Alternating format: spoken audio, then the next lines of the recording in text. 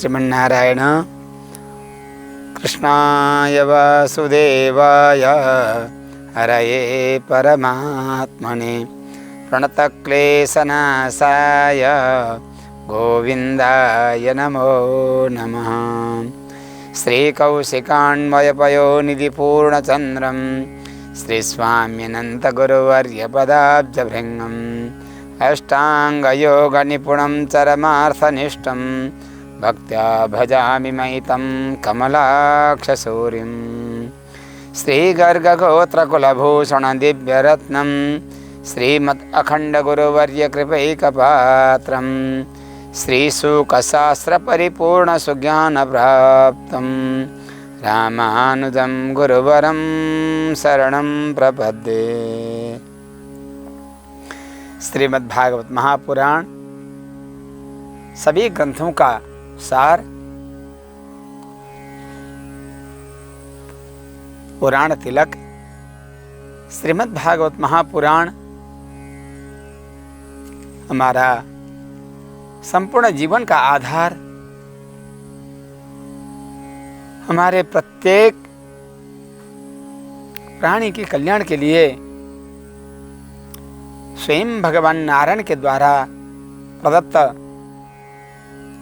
श्रीमन नारायण के द्वारा ब्रह्मा जी को, ब्रह्मा जी द्वारा नारद जी, नारद जी के बाद वेदव्यास को प्राप्त हुआ। शोकग्रस्त वेदव्यास को जब प्राप्त हुआ, वही अमूल्य निधि श्री सुखदेव जी को ऊर्ध्व परंपरा, पाताल परंपरा भी स्वयं भगवान नारायण से शेषी को, शेषी के बाद क्रमशः ऋषियों को प्राप्त हुआ। उसी परंपरा में हमें आज प्राप्त हुआ है श्रीमद् भागवत महापुराण। समय गति के अनुसार आज श्रीमद् भागवत जी का मूल पाठ का क्रम थोड़ा सा कम हो रहा है। श्रीमद् भागवत मूल पाठ का विशेष महत्व है,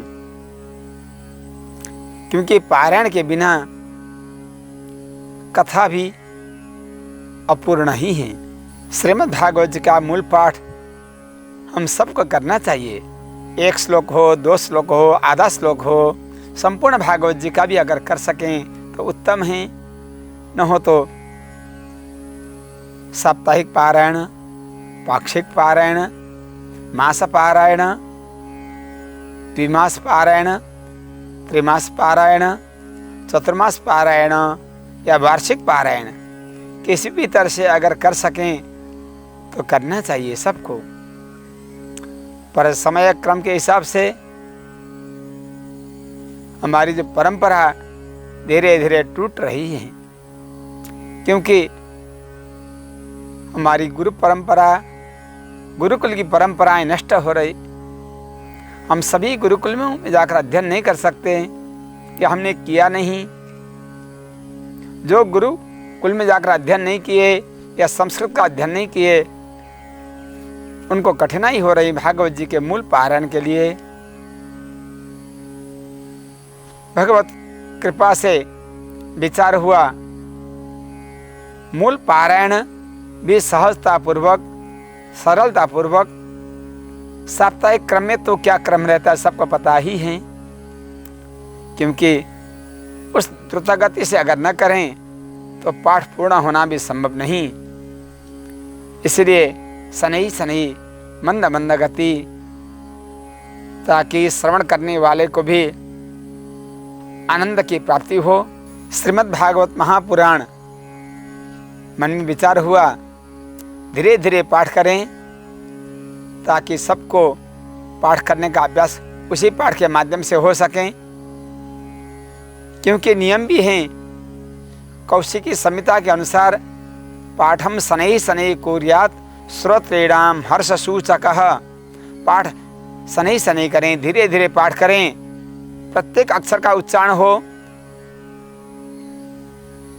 क्योंकि उच्चारण सही रहेगा तो अशुद्धियां भी कम रहती हैं।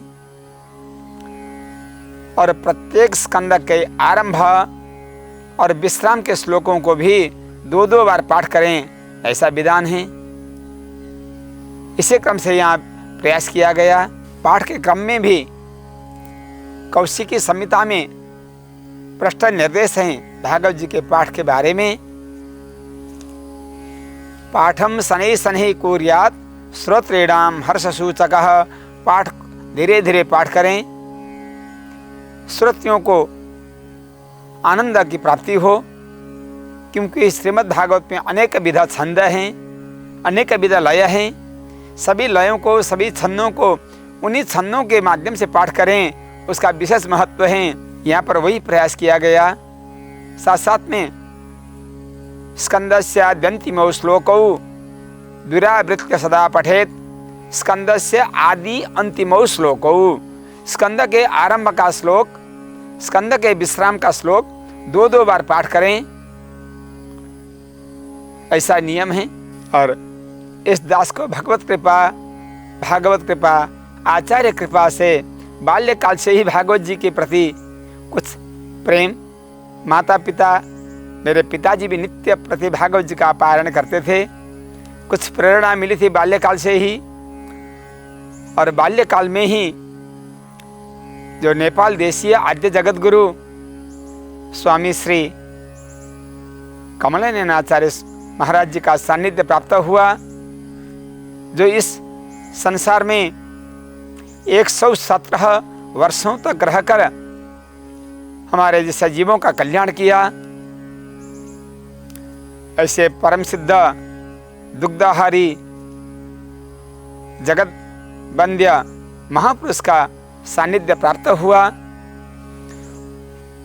बाल्यकाल में श्री स्वामी जी की कृपा के द्वारा उन्होंने हमें श्रीमद् भागवत जी प्रदान करते हुए कहा, बेटा इसका नित्य पाठ करना, नित्य पारायण करना।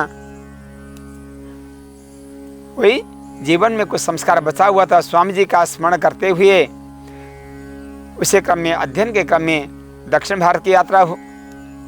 दक्षिण भारत में भी श्री श्री श्री चिन्नजीयर स्वामी जी का सानिध्य प्राप्त हुआ। पारायण का क्रम चलता ही था। कुछ समय बाद श्रीधाम वृंदावन में श्रीमद् भागवत जी के सचल विग्रह श्री रामानुजाचार्य जी महाराज, जिनको गुरु जी के नाम से जानते थे, उनका सानिध्य प्राप्त हुआ। श्री गुरु जी का नियम था दैनिक भागवत पढ़ाते, अध्ययन कराने के बाद 1 अध्याय रोज पारायण कराने का नियम था, ताकि पारायण का आवृत्ति का क्रम भी चले। पारायण के क्रम में हमें भी कई बार गुरुजी बोलते थे पाठ कराना, और गुरुजी का नियम जो था बिल्कुल आला बंदर के शैली में उसी छंद को लेकर करना, जिस छंद से वहाँ पर उल्लेखित हैं उसी छंद से पारायण कराने का क्रम था। उसी क्रम से पारायण करते हुए स्मरण चलता था, पारायण करते थे।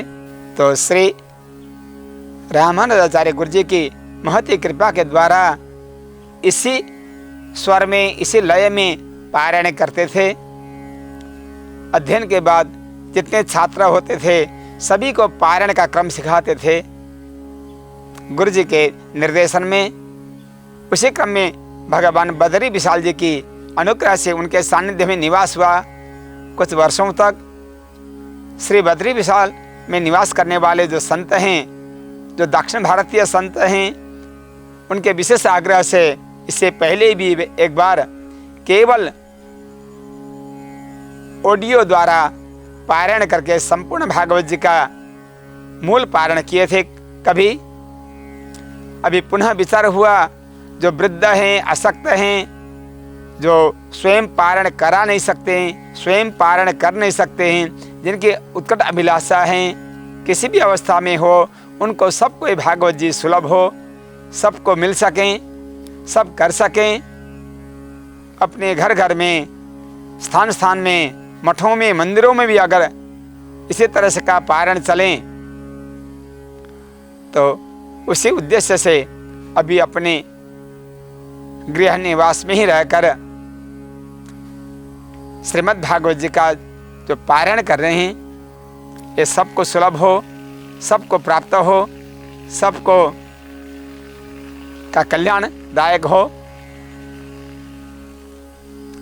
इसी उद्देश्य से इस पारायण का आरंभ से पहले समस्त गुरुजनों को, अपने माता पिता को प्रणाम करते हुए, जिन माता पिता के कृपा से हमें ये शक्ति प्राप्त हुई, जिन माता पिता के कृपा से, उनके दिए हुए संस्कार से हम इस मार्ग में चल सकें, उन माता पिता के चरणों में वंदन करते हुए ये श्रीमद् भागवत जी का मूल पारायण आप सबके कल्याण के लिए, सबके मंगल के लिए, दिवंगत पितृगणों के लिए, संसार में सर्व जनहिताय सर्वजन सुखाय इस पारायण को आरंभ कर रहे हैं। आप लोग श्रवण करें। सर्वे भवन्तु सुखिनः, सर्वे सन्तु निरामयाः, सर्वे भद्राणि पश्यन्तु, मा कश्चित् दुःखभाग् भवेत्। ओम शांति शांति शांति।